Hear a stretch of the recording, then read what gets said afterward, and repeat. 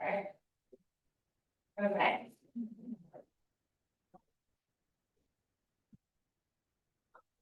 Well, thanks everyone. It's great to see this great crowd here today. Can everybody hear us in the back there? Okay, awesome. So we're excited to bring you on a photographic journey across the Siskiyou Crest, looking at all the different botanical areas. There's a lot of them. It's one of the highest concentrations of botanical areas in the country, we believe. So the Siskiyou Crest is located in the California Floristic Province, which is world renowned as a botanical hotspot. So this is a botanical hotspot in a botanical hotspot. And we brought some tabling materials with us today. There's a petition to support the protection of the Siskiyou Crest. There's free stickers. Go ahead and join us at the end, and you can sign your name onto the mailing list for the Siskiyou Crest Coalition and stuff like that too. So most of the photos that you see in the slideshow today are our own photos, probably 99% from all of our travels getting around these different botanical areas. There's a few that are not, because there's maybe a few that we haven't been to. So there's a few photos that are credited to other folks. Luke and I are going to tag team this. So our mics are going to have to turn our mics off and on. There might be a little feedback in between, but I'm going to let him get started and I'm going to jump on a little bit later. So.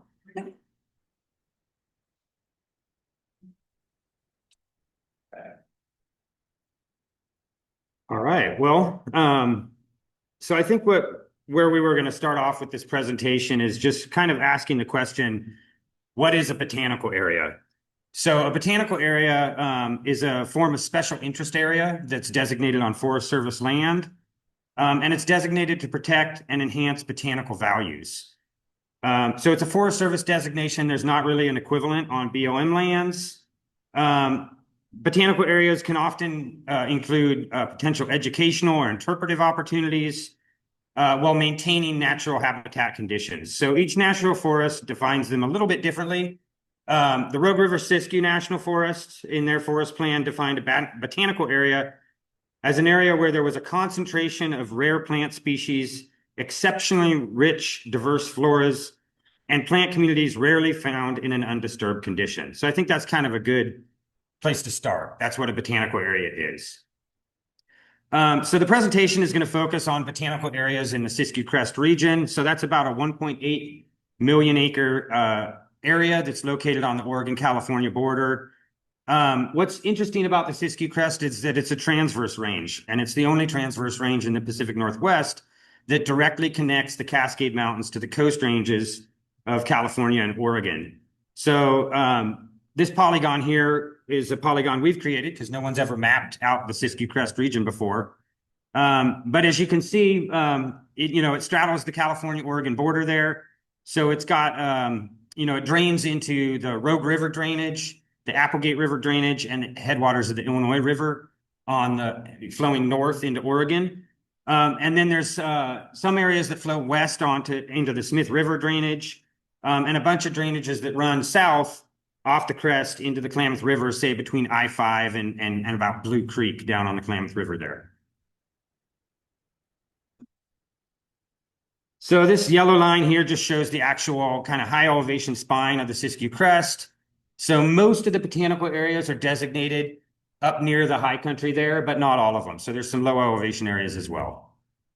So this kind of gives you an idea of where the botanical areas are located in the region. So there's 31 designated botanical areas. They're on the Rogue River Siskiyou, the Klamath, and the Six Rivers National Forest. So we've identified each botanical area with those circled Bs.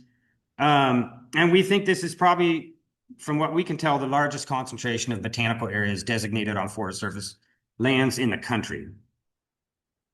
So here's just kind of a list of the botanical areas. There's actually 26 botanical areas listed here, but because the Klamath and the Rogue River Siskiyou both designated areas on either side of the ridge, there's actually 31 designated botanical areas, like we said. So part of the reason that the Siskiyou is so diverse is that it lies at the convergence of numerous ecosystems and climatic regimes. I often call the Siskiyou Crest the axis of biodiversity on the west coast of North America, because it has these biological linkages extending outward in essentially every direction. So it ties together the Mediterranean habitats of the California Floristic Province, the juniper sagebrush steppe of the Great Basin in the interior west, the snow forests and subalpine habitats of the Sierra Nevada and the Cascade Mountains, as well as valley and foothill habitats that are represented from both Western Oregon and California. It's also really famous for its geologic diversity, and that's part of what creates the area's rich flora. And it's really varied. It's really diverse in terms of geology. It's pretty well known for its serpentine outcrops, which I think a lot of people know of. So those ultramafic soils, they've got that unique soil chemistry, lots of really interesting plant communities, endemic species. But that's not the only kind of geologic oddity that influences plant communities out there. So there's also marble outcrops. There's a lot of schist outcrops up in the Condrey Mountain country towards the center of the range. And then there's some granitic plutons as well. So Grayback Mountain, Mount Ashland, and out in the Siskiyou Wilderness area, you'll find those granitic rock types. And each of these different geologic strata kind of has their own different plant communities and different flair, as well as sometimes their own rare or endemic species. So we're going to start by featuring the botanical areas on the eastern Siskiyou Crest and then work our way west. So the first botanical area on the eastern end of the range is the Mount Ashland Siskiyou Peak Botanical Area. It's located adjacent to the PCT and includes Mount Ashland and Siskiyou Peak on both the Rogue River Siskiyou and the Klamath National Forest. And one of the big features here is this grouse basin, which has a lot of wet meadows and aspen glades, which is sort of unique in our area. So as we go across, I'm just going to show this map a lot. The area circled in red is the botanical area we're talking about here at Mount Ashland at the far end of the range. So at the Mount Ashland Botanical Area, you'll find a lot of bunchgrass clearings. You also get a lot of high country forests, so mountain hemlock, red fir. And then you get these sagebrush openings kind of scattered throughout. So you have a distinctive east side influence where you have a lot of species coming in from the Great Basin and occupying these kind of high, dry sites up on the ridges above, on the crest there near Mount Ashland. Some other interesting features just outside the botanical area are the only stand of Engelmann spruce in the Siskiyous is found up on Mount Ashland, the only stand of whitebark pine, and one of the only stands of subalpine fir can be found on the northern slope of the mountain. So there's also a lot of really neat rock garden habitats up there. So one of the coolest things you'll find up there is this Mount Ashland lupin. It's pretty rare in the area. In fact, it's endemic to about 45 acres on Mount Ashland and found nowhere else in the world. There's also pretty big populations up there of James Canyon buckwheat and Henderson's Horakelia, which are found in about 8 places on the crest and endemic to the Klamath-Siskiyou Mountains. And then, although not rare in general, there's these really showy populations of ballhead Ipomopsis up there on top of the mountain. And you don't find it very often in the Siskiyous, so it's kind of cool. You also have some interesting species like the silky Rayleigh ardella, which grows mostly in the Sierra Nevada and portions of the Cascades in really porous soils. You've got disjunct populations up there on Mount Ashland, and then just really robust populations of some more common species like sulfur buckwheat, the Davidson's penstemum, and these beautiful cobwebby paintbrush. In the wet meadows up there, you'll find aspen glades, which are rare west of the Cascade Mountains. You'll also find some of the more southern populations of American sawwort, which is rare in the area, and just beautiful populations of giant delphinium, ranger's buttons, and huge populations broadleaf lupin up there. So just beautiful wet meadows up near Mount Ashland. The next botanical area is the McDonald Peak area. So this is just west of Mount Ashland, also in the Mount Ashland Pluton. So it's granitic soils. It's about a 7,000-foot ridge system that extends north off the main ridge that divides the Little Applegate River watershed from the Ashland Creek watershed there in the town above the town of Ashland. And it's got a really dramatic east side influence and also that same kind of high country red fir mountain hemlock fir forest. So again, here's the botanical area. And some of the things that you'll find up there are, again, these interesting sagebrush clearings and mountain mahogany openings that are really reminiscent of the Great Basin. There's also populations of Howes taussia, which is rare on the crest and rare throughout its range. It grows a little bit in the Sierras, but mostly in the Klamath-Siskiyou. And then there's just big populations of scarlet gilia and this monument plant, which is more of an east side species. These are kind of the westernmost populations in Oregon. For the most part, they're east of the Cascades, but you find them up there in those sagebrush clearings. So to the west of McDonald Peak is the over 7,000 foot kind of high plateau area. It's called Big Red Mountain. So this is the easternmost serpentine in the Siskiyous. And it's got both a botanical area and a research natural area designated in the area. It's a really, really beautiful botanical resource. And it's also a particularly nice section of the Pacific Crest Trail, if anybody ever wants to go check it out. So yeah, it's kind of sitting up there on the divide between the Klamath River and the Little Applegate River drainage. Sitting right here on the crest as we move west. And what you'll find up there is on the north slope, it's a place called Monogram Lakes Basin, which is really just a high meadow system. It's also surrounded by these really stark red rock ridges, which have kind of subalpine serpentine woodlands of Jeffrey pine and western white pine and small pockets of fir forest on the amphibiolite soils. So where there's productive soils, you grow red fir, and where there's less productive soils, you've got these Jeffrey pine balds and western white pine balds.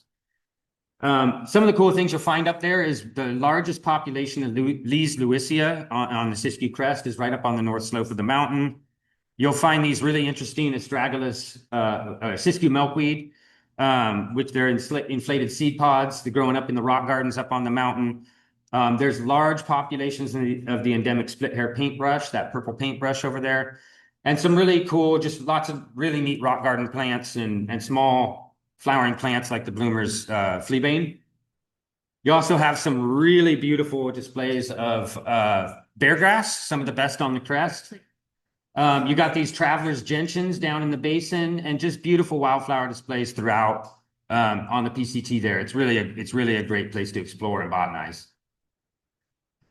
Also, that we just to the west, the next mountain over is Dutchman Peak. So you've got quite a few botanical areas up there on the eastern Siskiyou Crest. So Dutchman Peak is about a little over 7,400 foot. And this photo looks down into a small hanging valley on the northeastern face of the mountain. So you can kind of see down there in the meadow down there, there's a little patch of trees. And at the base of that is just last year, we discovered a little Krumholtz stand of subalpine fir. So this is the third population in Siskiyous.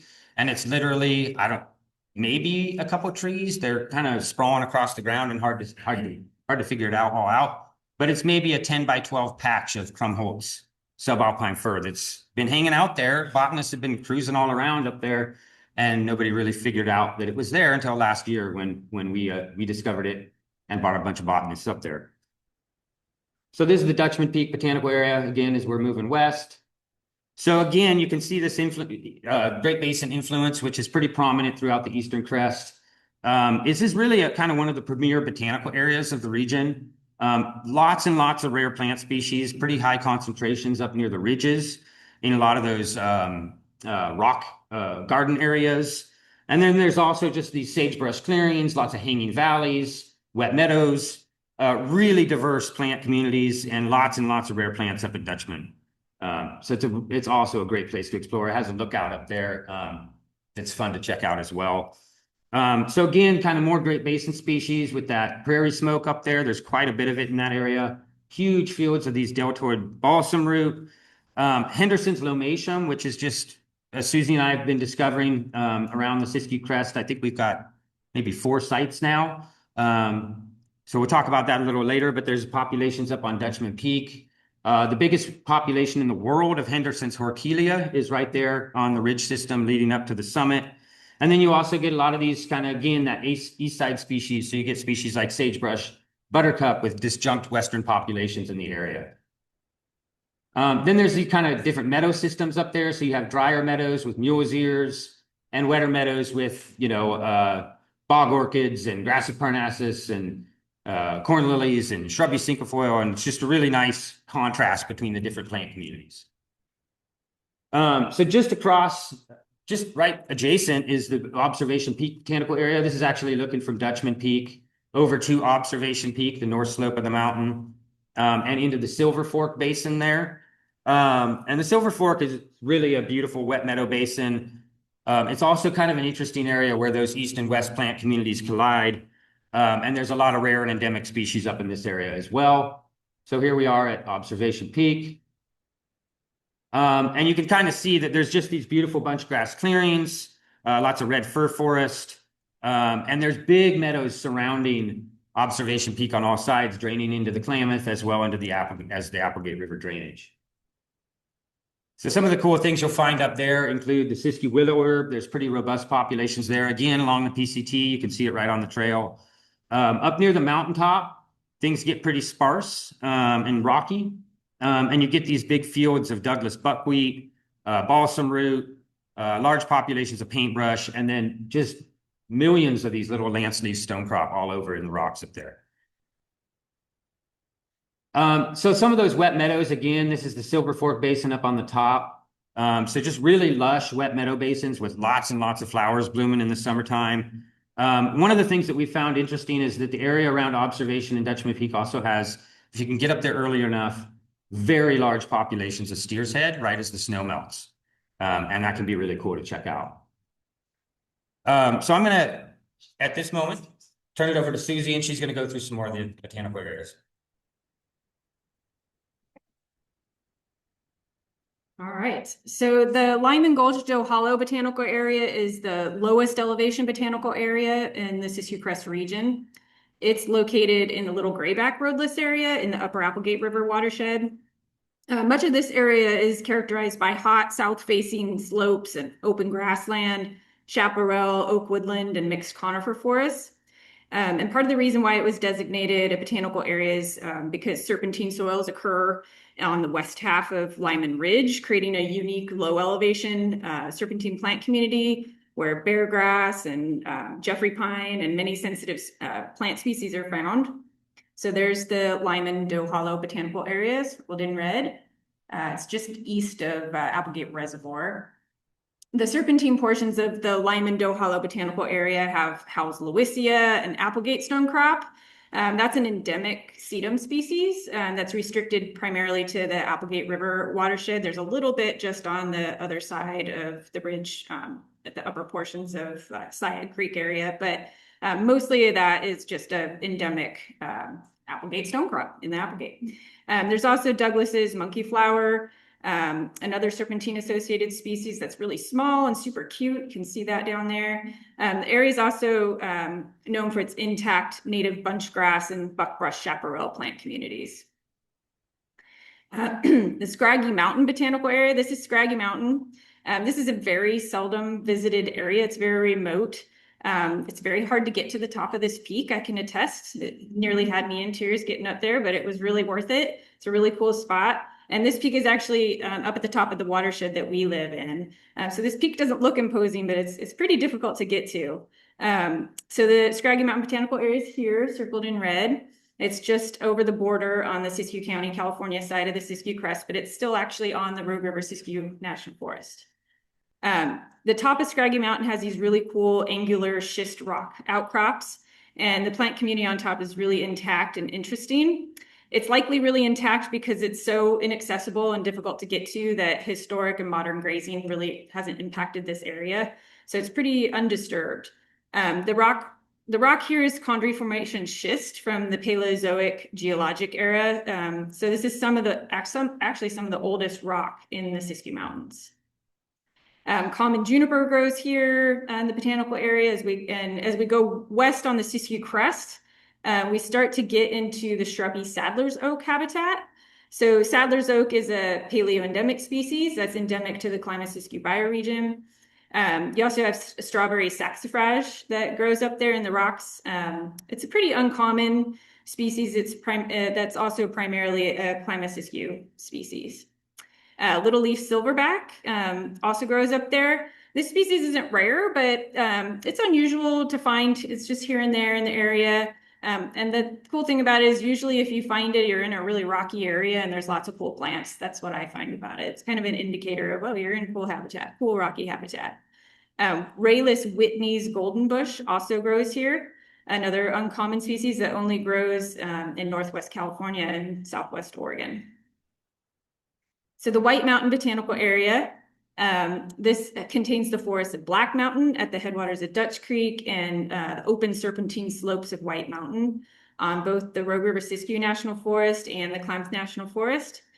So you can see the top of White Mountain there. It's kind of in the background. It has that kind of open face on one side and forested with Jeffrey pine on the backside. So the south face slopes really open and rocky with serpentine rock gardens, and then Jeffrey pine woodlands extend down on the north facing slope. So the White Mountain Botanical Area is located right here. You can see the area circled in red. And the PCT actually goes just below here. And if anybody's ever interested in going to the top of White Mountain, it's actually quite easy to get up to the top from the PCT. It's got amazing views from the top too. So included in the White Mountain Botanical Area are the slopes of Black Mountain, which contains significant old growth conifer forests with giant incense cedars, just giant trees. And lots of other big conifers as well, pure groves of mountain hemlock, stands of red fir, and also one of only 2 stands of Pacific silver fir on the Siskiyou Crest. So there's an unusual conifer diversity there. And it's also got schist outcrops with extensive wetlands and really steep headwater streams. It's really hard to get around in those steep streams. White Mountain, meanwhile, contains the open Jeffrey pine, like I mentioned, serpentine barrens. And in between White Mountain and Black Mountain, there's what we call Black and White Meadows. It's just area in the center there. It's just this really cool little wet meadow system, which is really cool. And then you're starting in this area, you're starting to get into brewer's spruce habitat too, which is also another endemic conifer in the region. So this is where you start seeing that show up. Some of the plants you'll find here, again, Siskiyou willow herb, Siskiyou lewisia, glacier lilies, Howell's draba, and the American sawwort. So some of the American sawwort is very rare in California. There's only a handful of documentations, and this area, there's quite a bit of it in this vicinity. So we've documented some of those here. The Horse Creek Botanical Area is located on the Klamath National Forest in low elevation mixed conifer forests. This botanical area was designated specifically to protect an intact example of late successional mixed conifer forest and riparian woodland. So it's a little unusual in that it wasn't really necessarily for, really diverse flowers or, or even conifer diversity. It was mainly just a representation of an intact late successional mixed conifer forest, which is kind of cool. I mean, there's not a lot of botanical areas like that, I don't think. So this area burned in the 2016 Gap Fire, which burned at mixed severity throughout the botanical area. Some stands burned at low severity in the understory, while others burned at high severity due to the wind-driven nature of the Gap Fire. This is the Horse Creek Botanical Area here. So Horse Creek's a tributary of the Klamath River. It's a pretty major drainage. Since the Horse Creek Botanical Area was designated for its low elevation mixed conifer forest, we wanted to just share some photos of what it looks like now, 10 years after the 2016 Gap Fire. We don't have a lot of other specific botanical treasures to share with you, but just that it's, this intact low elevation habitat fire, nicely fire affected, and it's still beautiful. The Syed Baker Cypress Botanical Area. So for any of you who have not been there, should be on your bucket list for sure. For lovers of native plants, a visit to this area is definitely, should be on your bucket list. This was designated because of the really large populations of Baker cypress that grow in the area. So you can see in this photo, it's primarily just kind of red rock, serpentine country, pretty harsh country. It's very hot there at certain times of the year. So here's where the Syed Baker Cypress Botanical Area is located. The PCT kind of runs along the upper portions of the drainage in Syed Creek. So you really don't access it from the PCT, you access it from below, from Syed Creek on the Klamath side of Cook and Green Pass. So this area is really cool. And I'd just say the experience of being here, it's a pretty otherworldly place. It's just really unique and different. It's kind of unlike anything else around.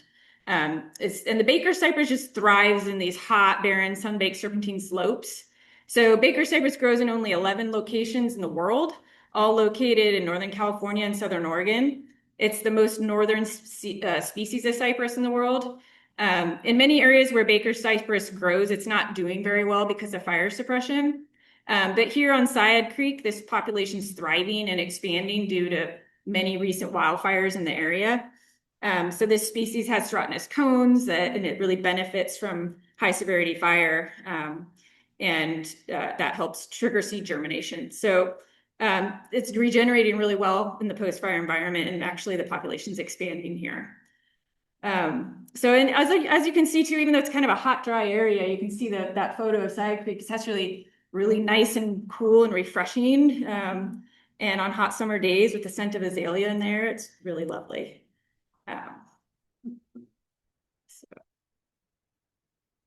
And it's such an unusual place, of course, means there's lots of cool and unusual plants. So you got ternate buckwheat and California lady slippers that are associated with serpentine soils. This is kind of hard to tell, but this is we found some Lewissia hybrids between Siskiyou Lewissia and Lee's Lewissia. And this is a named hybrid. We took all three of these photos within 10 to 20 feet of each other. The hybrid has flowers like Lee's Lewissia, but the foliage is more like the Siskiyou Lewissia. It's kind of hard to tell on the photo because there's other plants kind of in the way, but it's a really neat hybrid, and they all kind of grow right together. It's really neat.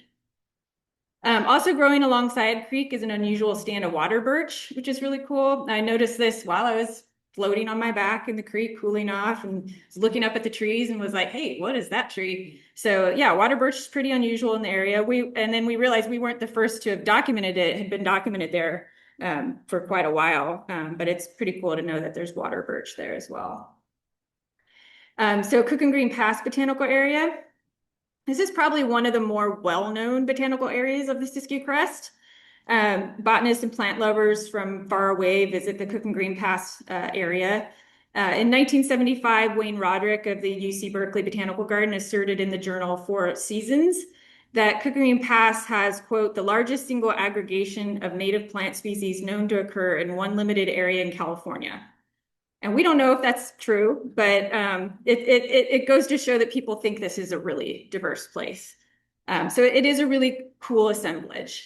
Cook and Green Pass is generally considered the dividing line between the eastern and western Siskiyous, and a number of species terminate their ranges in this area. And it's only like 10 miles, rugged miles, takes us a while to get up there, but it's only about 10 miles from where we live. So we go up there a lot, and we see botanists from all over going there to check it out. So it's a cool area to check out. So it's right here. This is where it's at. The Cook and Green Pass itself, the pass is the lowest pass in elevation west of Siskiyou Summit and I-5. So it's a major vector for plant migration in between the Klamath and the Rogue River watersheds. So it's an important habitat connectivity zone just in general. So this is one of those doubled up botanical areas where both the Klamath and the Rogue River Siskiyou have a botanical area on either side of the ridge that are adjacent to each other. So these photos in this slide are taken from the Klamath side of the botanical area on the south face of Copper Butte, which is dominated by schist soil and schist rock outcrops, whereas the Rogue River Siskiyou side of the botanical area is mostly serpentine soils or ultramafic rocks. It's like create these sparse habitats like you see in the adjacent Red Buttes Wilderness, which is right there. So one of our favorite places in the Cook and Green Pass Botanical Area is Elk Meadows. This is one of the most intact wetland habitats on the Siskiyou Crest. Lots of rare plant species grow here. So you can see it's all these like stair-stepping peat wetland ponds. It's just really this amazing kind of very unusual serpentine wetland system. Here it is all green in the summer. We were able to host a team of CMPS botanists that came to do some inventories of the California portion of the Applegate watershed a couple summers ago. And we took them to Elk Meadows and we volunteered to help with the surveys. So it was great to see this area get some much needed attention because it's kind of a forgotten portion of California. The team of botanists had done surveys all over California, and they were definitely surprised at how difficult the transects were. They were just like, this is a lot to do in one tedious transect. So it's very diverse there. California bog asphodel grows here at Elk Meadows. And in some of the other areas on the Siskiyou Crest with wet or boggy serpentine habitat around ponds, fens, seeps, and springs. It's a really cool species. You can see it growing around these folks in the upper photo that we were on a field trip with. And you can see all the yellow around. That's all California bog asphodel. In the Cook and Green Pass Botanical Area, you can also find Siskiyou fritillary. And you can see that ant on the leaf there for some perspective of the size. It's just a really tiny little fritillary, super cute. Henderson's lomatium, white stem fracera, Siskiyou lewissia, and few-flowered bleeding heart. And as Luke mentioned, he mentioned Henderson's lomatium before. This has been we documented it here. It was had been historically documented on the Siskiyou Crest by early day botanists, but no one had documented it for about 100 years. And then in 2014, we had a year much like this, or maybe not quite as bad as this, where there was no snow in the mountains, and we found it blooming in January at over 4,000 feet. And we're like, what is this weird plant blooming at, in the middle of January? But it blooms right at snow melt. And so as soon as the snow melts, it blooms. And so it was just blooming really early in a year of no snow. And then we started realizing that there was more of it around on the Siskiyou Crest. It's just, it blooms so early that by the time most people get up into these areas, it's done. Like, can't even tell it even existed anymore. It's already gone to seed. And so you have to get up when the roads are all blocked by snow drifts to see it. So it's actually more common than I think people realize. The Whiskey Peak Botanical Area is located in southern Josephine County on the Oregon portion of the Upper Applegate watershed. It's centered around Whiskey Peak, which is the site of a historic fire lookout. It's a short but steep hike to the summit, really great views. This is where the Whiskey Peak Botanical Area is. Whiskey Peak has incredible wildflower displays in early summer. Thank you, that's great. Primarily in the rock gardens on the summit, but also in the meadows and the forests. The Whiskey Peak Trail is currently unmarked, which kind of tells you how seldom visited the area is. The trail's not even marked. Basically, just people have to just kind of know how to get there. The trail's actually in good shape. It's a quick, easy hike up to the top, incredible views. You can see all the way from Mount Ashland all the way over to Preston Peak. It's pretty awesome views. So the Whiskey Peak Botanical Area has one of the largest stands of Alaska yellow cedar on the Siskiyou Crest. So this is a rare conifer for our region where it grows at the southern extent of its range. These rare stands are considered relics from a Pleistocene flora that are hanging on in cool, moist, snowy niches. The Whiskey Peak Botanical Area is dominated by incredibly steep, rocky, north-facing slopes, which is exactly where the Alaska yellow cedar can continue to grow in the Siskiyou Mountains. So you can see here in this photo, the Alaska yellow cedar, they're kind of in the foreground there. They have that more kind of yellow tint to the coloring there. So they're growing in these snowbanks on the north-facing slopes where the snow persists longer than other areas around. That's kind of where they're hanging on. So next up is the Hinkle Lake Botanical Area. This is thriving once again after years of cattle grazing and massive off-road vehicle impacts. This lovely meadow basin has amazing wildflower displays with lots of rare and endemic plants. Here's the Hinkle Lake Botanical Area right here. It's just over the border in the Josephine County, Oregon.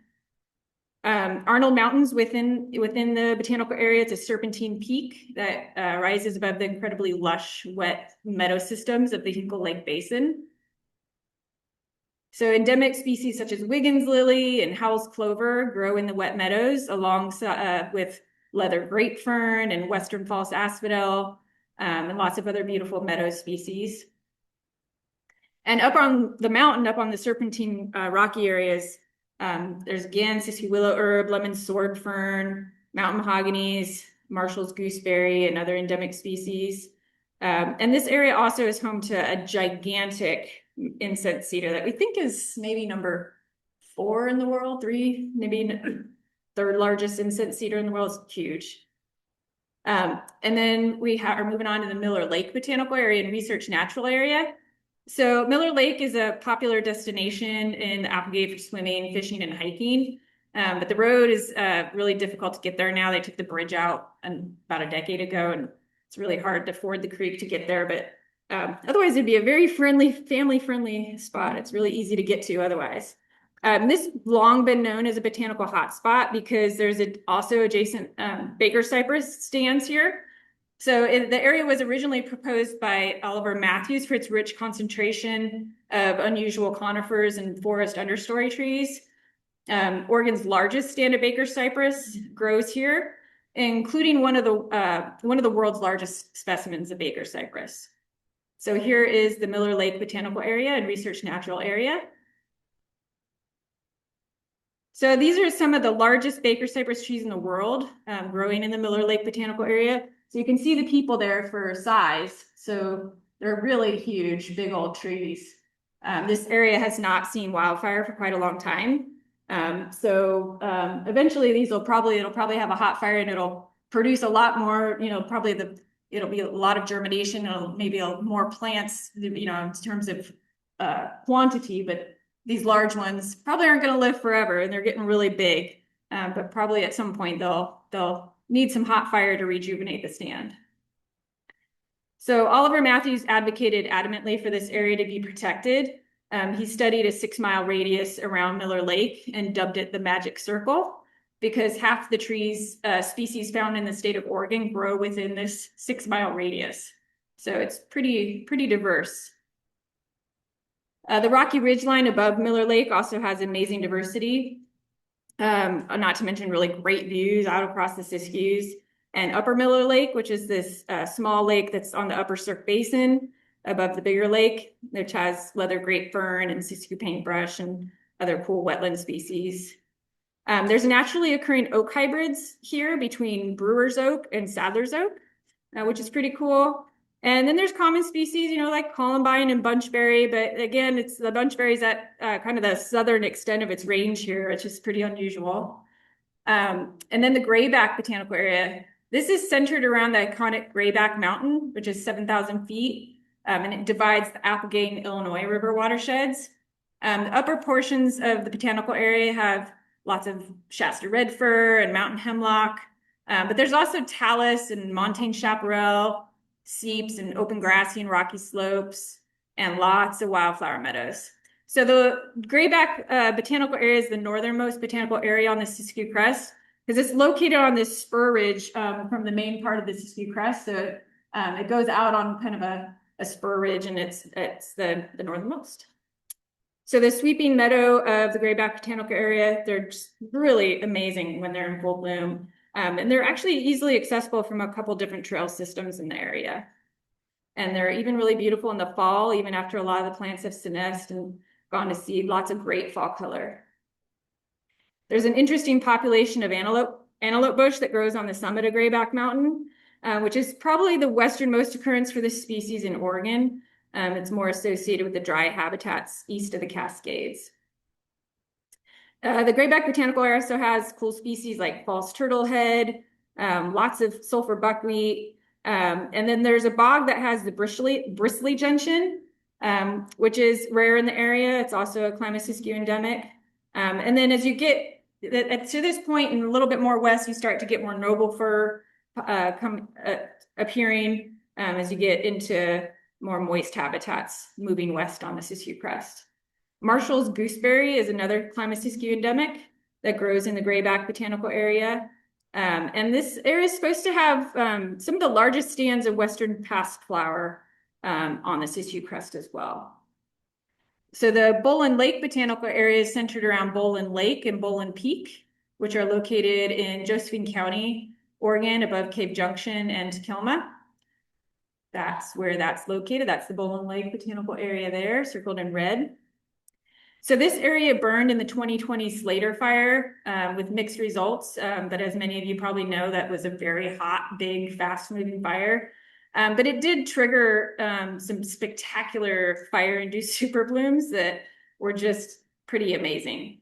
So the intense color swaths from huge blooms, it was just unrivaled. It was just vast fields of flowers. So lots of Oregon sunshine, pussy paws, lupins. It's just really cool. And the fire even produced these Washington lilies that were like on steroids, just like huge stalks with like 20 or more flowers on each stalk. It was just pretty amazing. And the Bowlin Lake Botanical Area also has Natal's Linanthus, which is rare in the Siskiyous too. And I'm going to just feature a few more, and then Luke's going to hop back on. So the Klamath National Forest has designated three small botanical areas near the headwaters of Indian Creek. And these all burned in the 2020 Slater fire. So these include the Brewer Spruce Botanical Area, and it burned at high severity and is in the process of vegetative recovery. The Port Orford Cedar Sutcliffe Creek Botanical Area, it burned at low severity, and it maintained the cedar stands, while the Rhododendron Patch Botanical Area, which is about 100-acre patch of rhododendron, which at that area is a pretty big patch of rhododendron. It burned at high severity, but it's sprouting back, and I wouldn't doubt by this year it's probably starting to flower once again.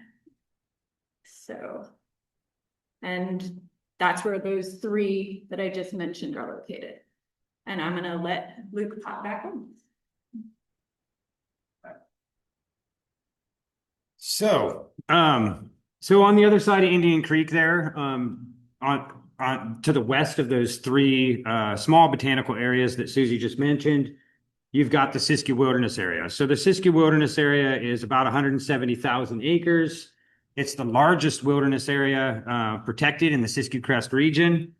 And both the Klamath National Forest and the Six Rivers National Forest have designated botanical areas within the wilderness area.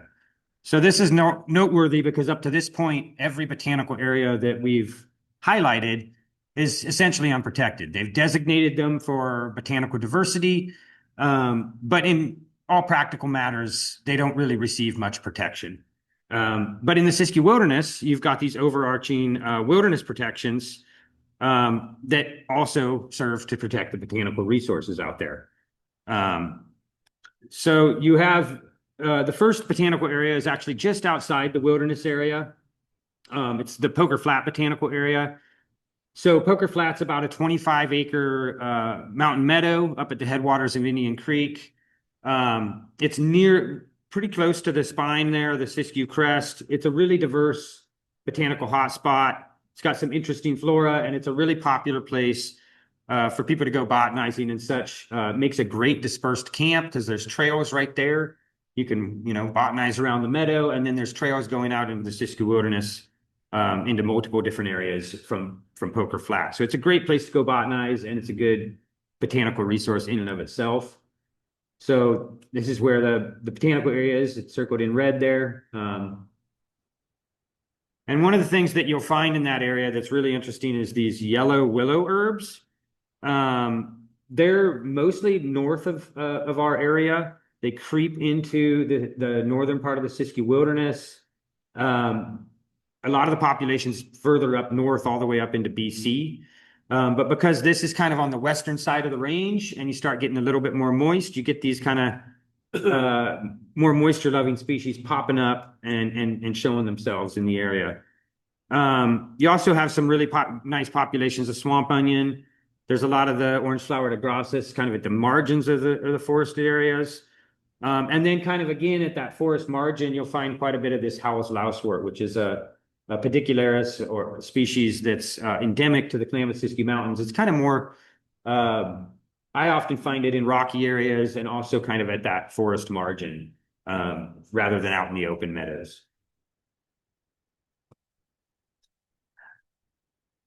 So the next botanical area to the west is Preston Peak. So Preston Peak is pretty darn impressive for anyone that knows the mountain. It's a little over 7,300 feet. It's one of the higher peaks in the mountain range, and it's certainly one of the most dramatic peaks in the mountain range. And at the same time, it's probably one of the wildest peaks out there because of its location kind of right in the heart of the Siskiyou Wilderness Area. It's accessible entirely by backcountry trails. And it was designated by the Klamath National Forest as a botanical area, really just to protect the diversity of species up there. There's rare conifers, and there's just a lot of really interesting botany all throughout. So here's where Preston Peak's located.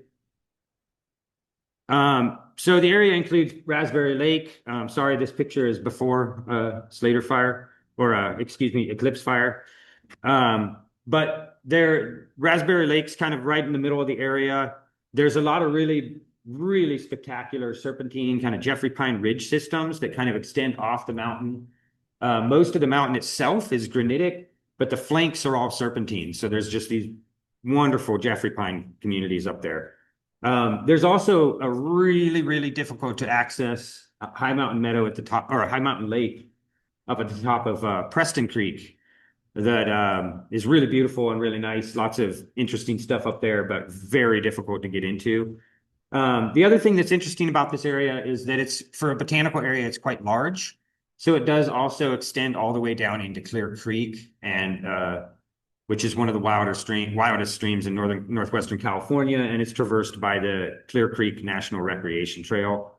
And as I said, some of these photos were taken before the fire that burned through there in 2017, but it's I know Raspberry Lake got fairly hot, and some of the other areas burned at more mixed severity. So some of the things you'll find up there are these endemic Klamath Mountains buckwheat.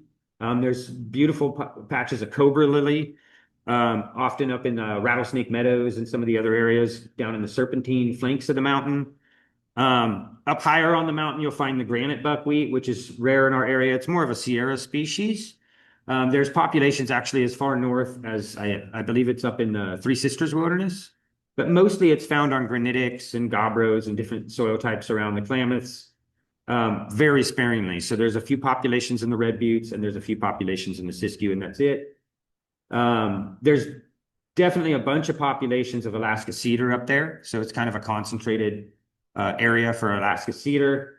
And then because of that kind of high elevation, kind of alpine habitat, you'll find species like the mountain heather that, although not rare, say, up north in the Cascades, are quite rare in the Siskiyous because you just don't have a lot of that really cool, moist, cold mountain kind of subalpine habitat.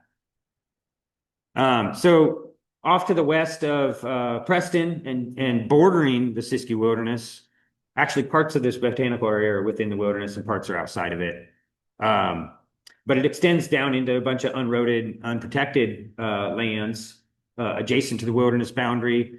The Broken Rib Botanical Area was designated largely to protect what we call enriched conifer forests. So these are just areas with high concentrations of conifer species, and oftentimes some unique, endemic, or rare conifers. So this is the botanical area there, Broken Rib. It's kind of one of the more westernmost that you'll find, and it's up above the Siskiyou Fork of the Smith River.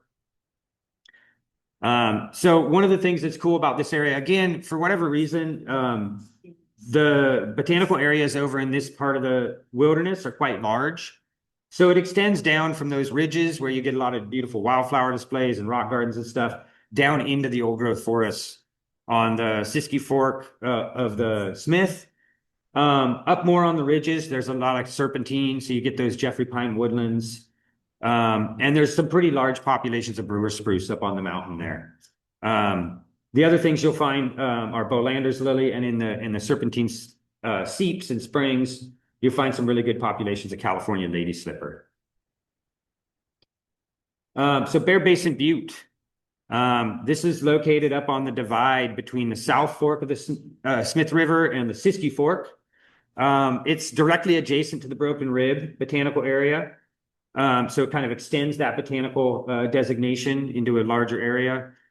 This is a view from the lookout up on top, which can be rented and is a beautiful experience to hang out up there. And for those that like botany, it's a great place to stay and botanize all around on the mountain summit and in these chaparral and rocky areas. And there's also nearby trails in the Siskiyou Wilderness area that are quite fun to hike. So this is the westernmost botanical area in the Siskiyou Crest region, and again up there above the Smith River and the Six Rivers National Forest. It's similar in a lot of ways to that Broken Rib area in that it was designated to protect these enriched conifer stands. Thus far, folks have identified about 16 different species of conifer in the botanical area, and a bunch of beautiful old growth forests down in the drainages. Again, you got those Darlingtonia bogs. One of the neat things I think up there is that you get these really neat montane chaparral plant communities up near the lookout. And as you can see, they recently burned in those Smith River Complex fires, or at least part of the mountain did. And so that the part that burned is going to be bursting with flowers in the next number of years.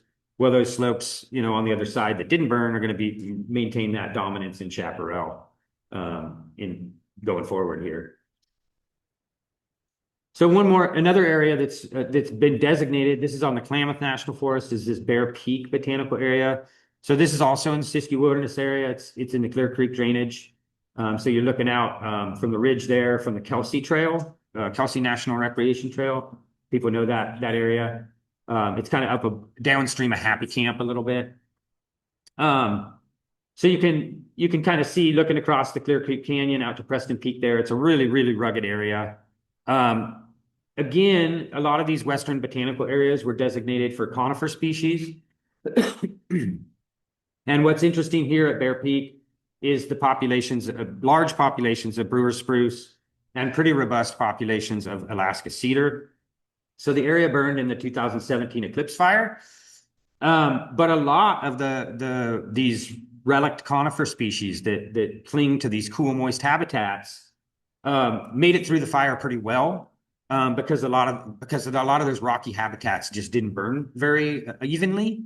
And so you have these little patches of fire refugia dropping down in towards the lake, where you have pretty robust and pretty abundant populations of Alaska cedar that the fire just kind of burned right around the stands for the most part and didn't burn a whole lot into them. So most of that conifer population that they were trying to highlight here has made it through that wildfire a bit. So again, here's the botanical area there where you're looking at the Bear Peak area up above the Klamath River. So as I said, it contains the Bear Lakes Basin. So there's two lakes in the area, Upper and Lower Lake. These photos were taken shortly after the eclipse fire, so you can kind of see those mixed severity fire effects. That picture up on the top left shows kind of how the fire burned around a lot of those cedar patches and how those kind of rocky areas, some of them burned pretty intensely and a lot of them just didn't burn at all. So there's also a lot of really beautiful and intact meadow kind of fringing some of that lower lake basin, and just really beautiful rock gardens up on the ridges. Just a really beautiful area in the Siskiyou Wilderness there. And this is the southernmost botanical area in the Siskiyou Crest region. It's also one of the more western areas. So this is the Elk Hole Botanical Area down below Sawtooth Mountain. Elk Hole is just a small little pocket meadow there at the southern end of the Siskiyou Wilderness area. It's also the southernmost population of Alaska cedar. And it's burned all around it a bunch of times, and that cedar's still hanging out there in that fire refugia down in Elk Hole. This is also the headwaters of Dillon Creek, if folks know that area, which is again one of the more wild streams in northwestern California. And it drains into the Klamath River just upstream of Somes Bar there. But this is way up at the headwaters. So again, you can see there's that southernmost botanical area in the region. And you're kind of at that southwest corner of the Siskiyou Crest as it kind of merges into the Coast Range. So Elk Hole supports, like I said, that southernmost population of Alaska cedar. There's really, really beautiful and robust populations of brewer spruce, and just a lot of really beautiful rock garden habitat up there on the mountain, with kind of a mixed mosaic of burn patterns up in the top. So a lot of the chaparral burned off, some of the conifer stands. And then you got these beautiful wildflower displays that have come in since that fire area and will probably be invigorated for a little bit still before they start to wane and the brush starts to come back. So I'm going to turn it over to Suzie. She's going to cover a few more. Lots of botanical areas in this piece. We had no idea. Yeah, we really did. We thought we knew how many there were, and then we started putting this together. I was like, "Ooh, there's more than we realized." That actually concludes the presentation of the officially designated botanical areas. But when they were putting together the original selection process in the 1990s, there were some that were candidate species that dropped out for usually reasons of logging or grazing. But we think they deserve to be botanical areas, so we're going to talk about them because they're really important as well. So the first one would be the Wagner Butte Botanical Area. And we don't have these mapped because they're not official, but I just want to mention, we're just going to talk about them real quick before we wrap up here. So the Wagner Butte Botanical Area, this area includes lots of east side influence, lots of mountain mahogany and meadow systems, subalpine forests, aspen groves. It's at the headwaters of Greeley Creek. This is kind of near Mount Ashland. So the candidate Wagner Butte Botanical Areas are at Siskiyou Mountains Owl's Clover, on the rocky sites, lots of trillium, Wiggins lilies, false hellebore, white geranium, and just generally species that are more representative of the interior West. Another candidate is Tamarack Meadows Botanical Area.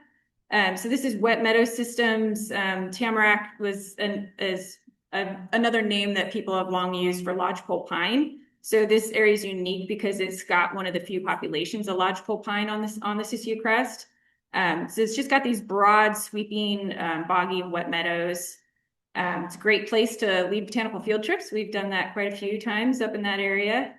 The lodgepole pine here is just really interesting. And this area also has fringe gentian and tinker's penny, both species that like really wet areas.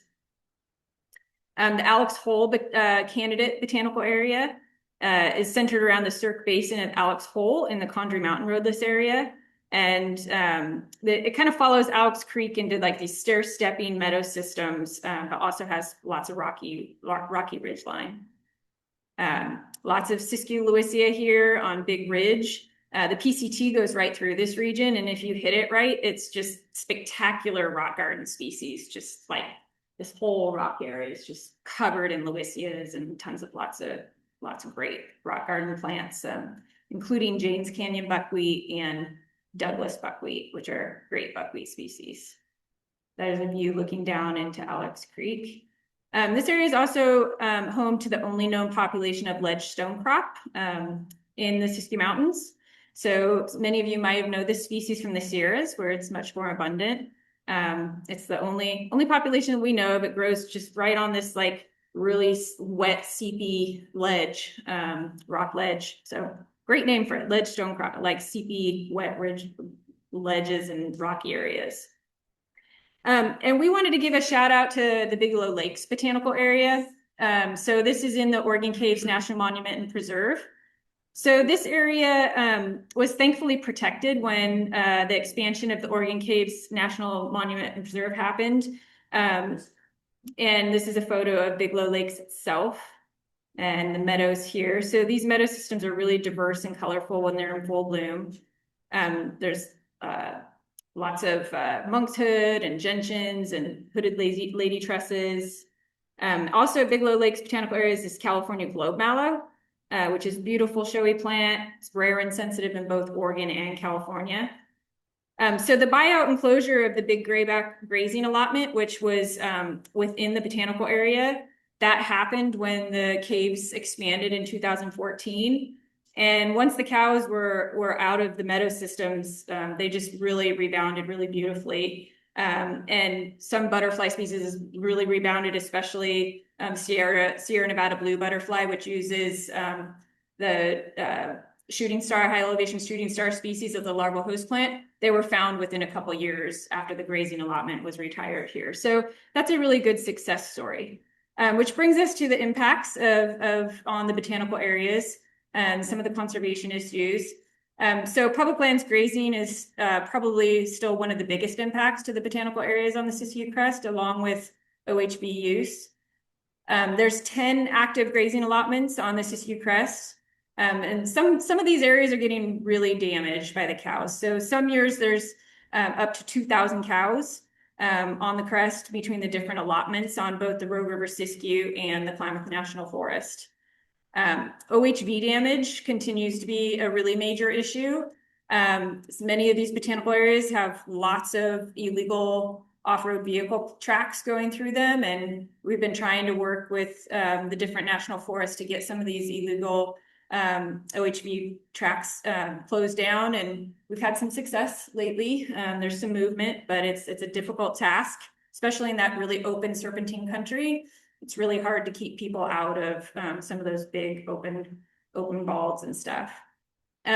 This is an example of Hinkle Lake. We showed pictures of this earlier. So the Hinkle Lake Botanical Area was being heavily damaged by OHV use. But thanks to the efforts of Luke over probably almost 2 decades, this area finally has an OHV closure. It actually had an OHV closure, it just wasn't being enforced.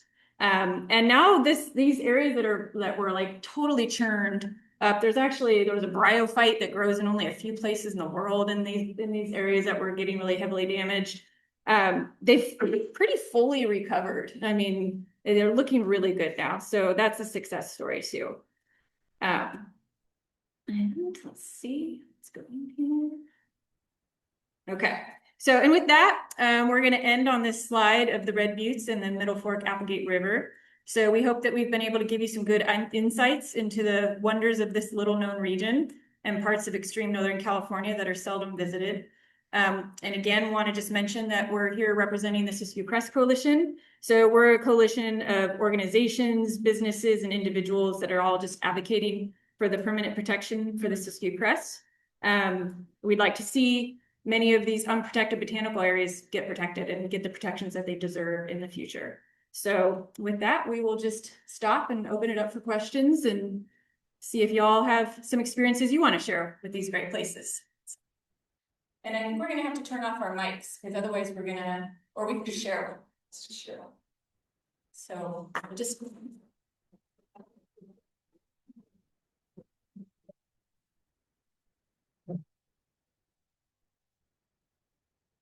Does anybody have any questions, comments?